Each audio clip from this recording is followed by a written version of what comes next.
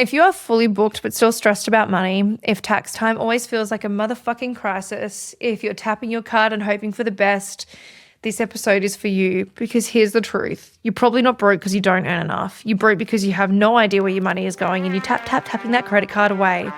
So today I want to talk about the spending habits that quietly destroy your business and even your personal life too, and all the little hot tips and things to do about it.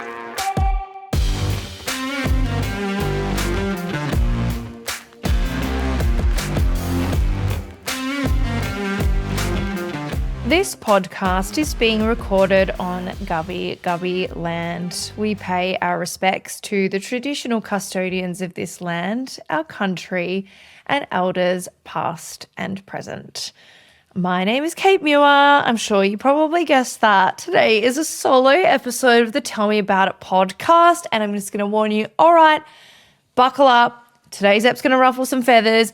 I don't even give a fuck. I'm totally fine with that.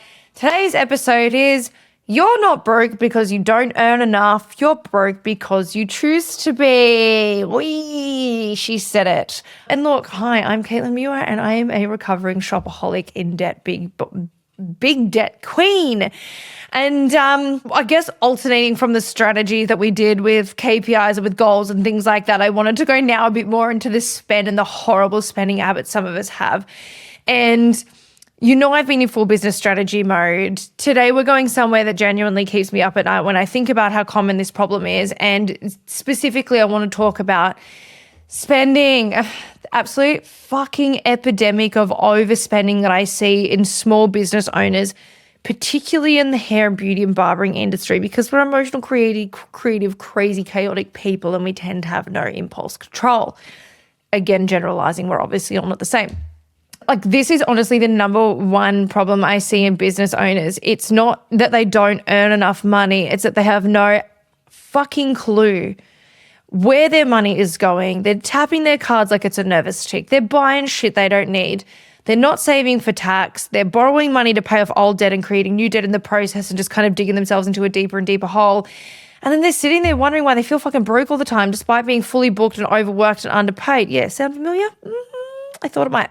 So today I really want to dig into why this happens and why it's actually costing you and how to get your financial shit together before it buries you. As always, just a disclaimer, this is general advice.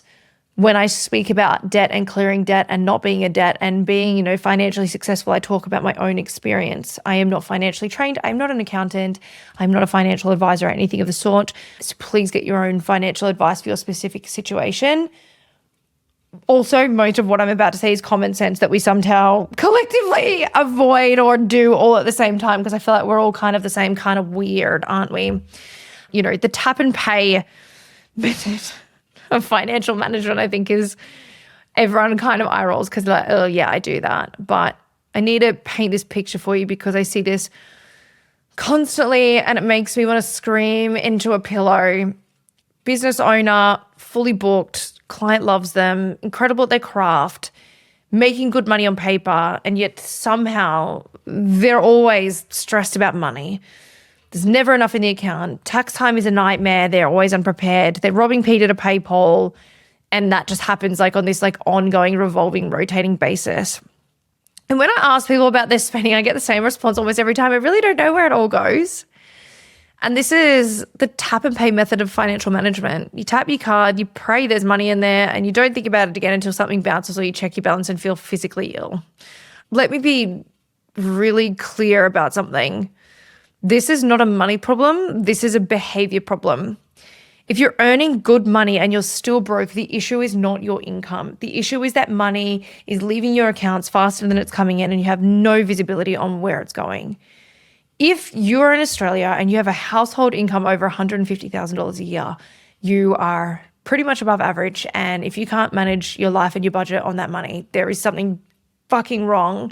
Life as a single person is really hard in 2026. Life is expensive. Existing is expensive. Everything. Throw some kids in the mix, that makes it 10 times worse.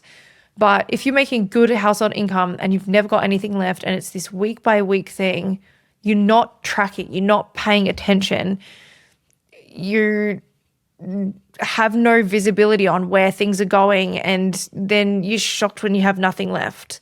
It's not a personal attack. It's a wake-up call, because the tap and pray method is 100% failure. It's going to catch up with you. It caught up with me a long time ago, and I think that was even before you could really tap cards. That was like you had to actually swipe and pin. Sometimes you even had to sign. Crazy. So you're not tracking, you're not paying attention. And we spoke about tracking income, but I want you to also think about tracking your expenses as well. I guess the fundamental thing of it is like talking about the actual spending itself, because when I dig into this with clients, the waste is generally unbelievable. Subscriptions you forgot you signed up for, software you used once a week or once and never cancelled, it just stayed there forever. That course you bought at 2 a.m. because the sales page made you emotional and thought it would change your life. It's still sitting there unwatched. Stock that's gathering dust because you overbought, or you maybe bought the wrong thing and then you just couldn't be fucked sending it back. Equipment upgrades that weren't necessary but looked nice. Another ring light, another set of storage containers, another investment into your business that was just retail therapy dressed up in professional clothing. And look, I'm not saying you can't spend money. I'm not saying every purchase is bad. I'm not saying you can't have fun. Fuck, Cam and I literally have a fun money allocation every single week. But there's a difference between strategic spending and emotional spending. And most people have absolutely no idea which one they're doing. And most people who do the emotional spending are the ones that don't have the budget to be able to do that. So here's a question I kind of want you to sit with. When was the last time you really sat down and audited your expenses? Like actually went through your statements line by line and asked yourself, what is this for? Do I need this? Is this bringing value? And could I survive without it? The answer is never. I don't remember. Sister, what are you doing? I have worked and do work with business owners who are paying for multiple scheduling softwares because they kept switching and never canceled the old ones. I have seen people spending hundreds of dollars a month on subscriptions they genuinely didn't know they had. I was actually a victim of this. I choose the word victim loosely. In December, I sat down and like went through all of our, on both of our phones, went through our like Apple subscription things and just canceled all these random things. I mean, I had a Plant app that was charging me $65 a month. I thought it was $65 a year. $65 a month. Are you fucking kidding me? It was $800 a year. I was like, wow. So I've also watched people buy stock that sat on shelves for 2 years and then got thrown out. I was that client too. It's not an investment. It's a waste, and it adds up more than you think. And there's methods to doing this. If you've got overstock, sell it back to your supplier, do a special, get rid of it, whatever. If you've got apps and softwares and all sorts of things like that, go through your PayPal, go through your prescription thing on your phone, go through and actually sort that shit out. Again, avoidance isn't the answer, okay? It's really not. And like for me, when I'm auditing our costs, I'm a bit of a pen and paper girly. I'm a bit old school like that. For how digitally you guys see me and hear me, I'm definitely not that naturally. I find it easier to actually print our bank statements, and I'll go through with a highlighter and write next to them what the expenses were. And if there was anything that was crazy, then, we get rid of that, or we discuss how we're going to incorporate that into our budget for next month or things like that. Cam likes to buy himself donuts every Sunday. I like to get my nails and my lashes did. It's just a thing. That's fine. We factor that stuff in. But when it's something that's really random and expensive, we kind of look at why that's happening. And also, like, we're TV people. We work really hard. We like to lie on our back like starfishes at the end of the week and watch movies together, and that's fine. I enjoy that time with him. So I'm okay paying for Netflix and KO and those sorts of things. That's fine for me. That's something that we use. But if it's something that you don't use and you're just paying for it because it's there and you can't be bothered cancelling it, that's really fucking weird. And that's a waste of money. It's such bad money karma. I can't even tell you. All right.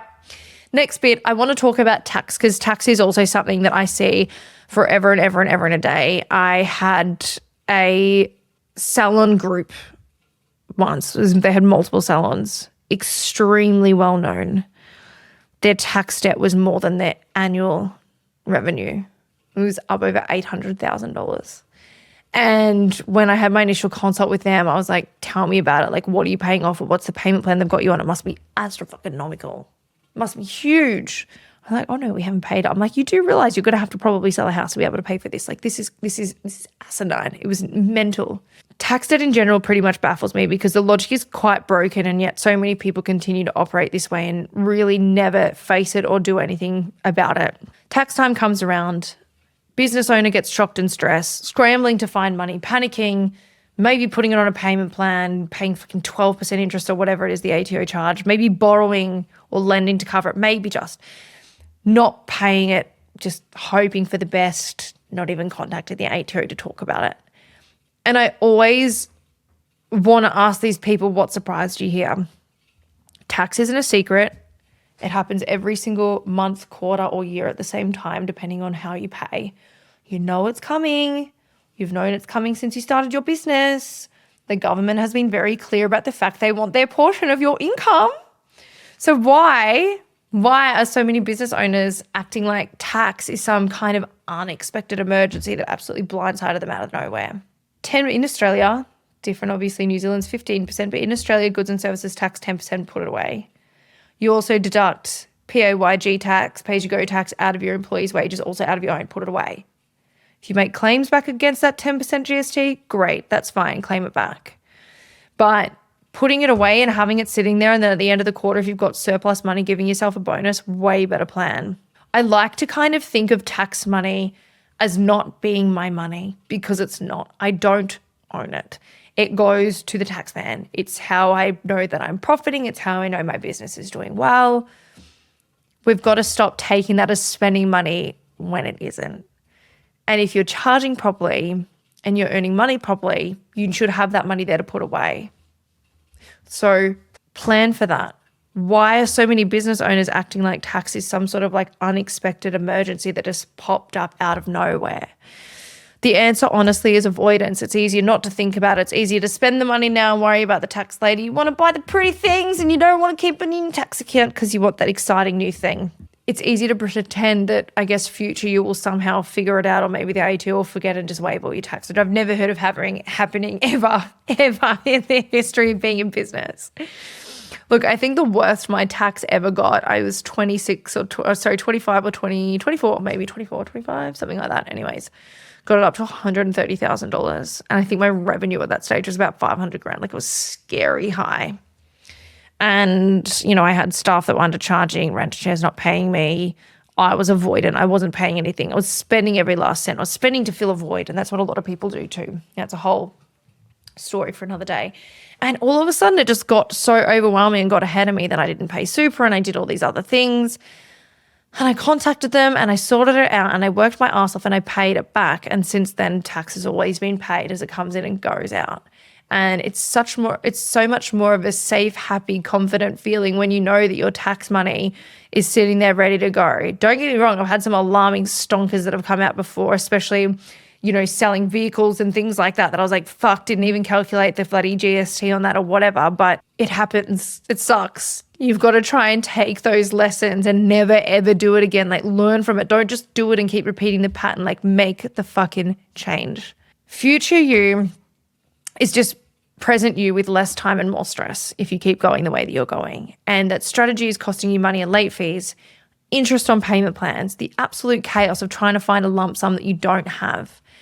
Every time money comes into your business, a percentage of it should be going immediately into a separate account for tax, not touched, not borrowed from, not used for emergencies, just sitting there waiting for the bill that you know is coming. And the percentage obviously depends on your structure and your income, so talk to your accountant about that. But as a rough guide, most people should be putting away probably 25 to 30% of their income tax for themselves, pay-as-you-go tax and GST tax. And if that sounds like a lot, it's because you've been spending money that was never yours to spend. It wasn't yours, it was the taxman's money. Tax isn't your money. It doesn't belong to you. So it happens to pass through your account first. So stop treating it like a fucking bonus and put it away. The next part is kind of where things get really dark. And I need to talk about it because I see it more than I should. And it devastates me and breaks my heart. Business owner gets a bit of debt. Could be tax bill they couldn't cover, could be stock they overbought, could be equipment they financed, could be a slow period that hit harder than expected. Whatever the cause, now in debt, living in overdraft, whatever.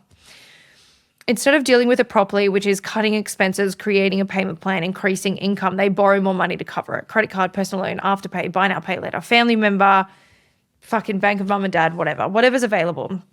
And for a minute, for that brief moment, that brief second that's covered, that immediate problem is solved. The pressure is off. It feels like relief. Woo, we're good, that's dealt with. But what's actually happened is they didn't pay off a debt. They moved debt. And in most cases, they created a new debt on top of it through interest and fees and the general chaos of juggling multiple repayments. And this is the debt spiral, and it will eat you alive if you let it. It's like people who say they quit smoking, but they just moved to vaping. Babe, you actually didn't quit smoking. You're now probably smoking something that's worse for you, and you just beat one habit with another habit that's not actually quitting. You're just in the smoking spiral of just changing to something new. Anyway, once you're in the pattern of the debt spiral, it becomes your normal. You're constantly juggling, constantly borrowing from one place to pay another, constantly stressed about due dates and minimum payments and which card has no room on it this week. I lived like this for like 3-4 years. It was a living hell. I remember at one stage of my life not even being able to pay my rent. So I just went out, got drunk with my friends, drowned my sorrows as you do. And it's just a horrible way to live. Something snapped in me one day and I just got to this point where I was like, fuck. The worst part of being in this debt spiral is you actually completely lose track of what you actually owe. And I've worked with people who genuinely didn't know their total debt number because it was spread across so many places. Credit card 1, credit card 2, pay in 4, personal loan, payment plan with the ATO, money owed to a supplier, money borrowed from mum and dad, anything, even superannuation debt and those sorts of things. And no shade, I've been there too. I'm not judging you now. When you don't know the number, you can't make a plan. I speak about this with you so much, guys. Tracking things, following things, understanding things. And when you can't make a plan, you can't get out of it. And the spiral just goes on and on and on forever until the end of time. This is the song that doesn't end. Oh my God, that's stuck in your head. That's mean. It's probably going to be stuck in my head now. If this is you, and statistically for a decent chunk of people listening, it probably is. The first step is getting honest about the total, writing down every single debt you have, every credit balance, every loan, every payment plan, every I'll pay you back situation, add it up, look at the number. Also add together all the payments that you're making, because if you can get rid of one of them, then that's a whole lot of extra money you can put to the other ones, and thus creates your debt stack. It's going to feel fucking awful. It's going to cut a hole in your soul, but you can't fix what you refuse to look at. You just can't. So I want to talk also about something that's becoming increasingly common, and it's in some cases making situations a lot worse for people opposed to making them better, and that is outsourcing bookkeeping. Don't get me wrong. Outsourcing your bookkeeping can be a really great decision. Having professional manage your books, pay your bills, keep everything organized, that's smart. It frees you up to focus on what you're good at. I have Loz who's worked for me for 8.5 years, who is a fucking godsend, pays all my bills, handles all the client payments, does all the things that I don't have time for, and it does free me up for what I'm good at. But where people go wrong is they outsource their bookkeeping and then they completely check out and they avoid and they just never look at it ever again. They don't know what's going on in their accounts. They don't look at the reports. They don't review the expenses, and they just assume someone else is handling it so they don't need to think about it anymore. And it's insane. It's your business. It is your money. It is your responsibility, and you can outsource the admin of it, but you can't outsource the awareness of it. And this is where I went wrong once. 2017 or 18, I can't remember. I think it was end of 2017. Get this new bookkeeper. She's fab. I've never had a bookkeeper before. I've always done it myself. I've at this stage got a barbershop, a salon, and a coaching business. I'm fucking busy. Girl is busy. Find out that my bookkeeper has been lodging super and not paying it. So here's me going, fuck, this is so good. I got so much money. Spending like it's going out of fashion. And I end up with a whopper of a fucking super debt. It was like just shy of 100K. I ended up having to pay it back at $3,000 a week for 9 months until it was paid back, and it was a living hell because I did not track my bookkeeper. I did not match what she was paying with what I was lodging. I didn't cross-check and look at my tracking and look at my reports and keep track of her. If you have a bookkeeper, you still need to be reviewing your profit and loss monthly. You should still know what's coming in and going out. You should still be across your major expenses and whether they make sense, and you should still be asking questions when something looks off. You also should be looking at patterns. My accountant was like, oh, I don't know if you noticed this, but like your postage has really gone up. And I was like, oh, that's so random. And then we realized that something was incorrectly being categorized as postage when it wasn't. And I think there was something else that might have even been insurance or something. There was something else that I was paying for that wasn't insurance that was getting lodged as insurance. Anyways, it was just like really good that he picked up on that and I picked up on it too. And we need to be doing that kind of consistently and constantly, because here's the thing. Even though that cunt of a bookkeeper fucked everything up for me for that long, she disappeared into the abyss. My accountant still doesn't know where she is, and she did this to multiple clients of his.